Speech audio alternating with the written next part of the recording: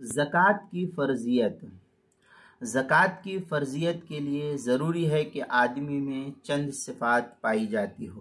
پہلے یہ کہ آزاد ہو۔ اس سے یہ معلوم ہوا کہ غلام باندی پر زکوٰۃ کی فرضیت کا حکم اللہ کی طرف سے نہیں ہے۔ دوسرے یہ کہ مسلمان ہو۔ اس سے یہ معلوم ہوتا ہے کہ کافر سے زکوٰۃ کا مطالبہ نہیں ہے شریعت میں۔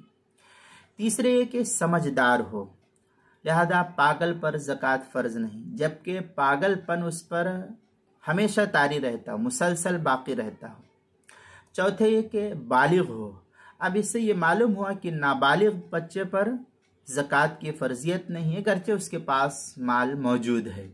چنانچہ عالمگیریہ میں ہے وَأَمَّا شَرْطُ وُجُوبُهَا فَمَنْعُهَا الحریہ حتیٰ لا تجب الزکوٰۃ علی العبد۔ اس طریقے کی عبارت فتاوی عالمگیریہ کی پہلی جلد صفحہ 172، البحر الرائق اس کی دوسری جلد صفحہ 202، فتاوی تاتار خانیہ اس کی تیسری جلد صفحہ 133، بدائع الثناء اس کی دوسری جلد صفحہ 78، کتاب المسائل اس کی دوسری جلد صفحہ 209 اور 210 پر بھی ہے۔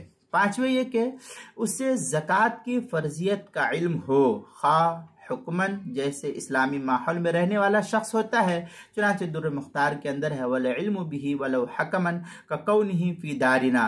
یہ در مختار جو زکریا بگٹی پور دیوبند کا ہندی نسخہ ہے، اس کی تیسری جلد صفحہ 174، بدائع الثناء جو زکریا بگٹی پور دیوبند کا ہندی نسخہ اس کی دوسری جلد صفحہ 179، الموسوعۃ الفقہیہ جلد نمبر 23 صفحہ نمبر 224، کتاب المسائل دوسری جلد صفحہ 209 اور 210 پر اس کو نقل کیا گیا ہے۔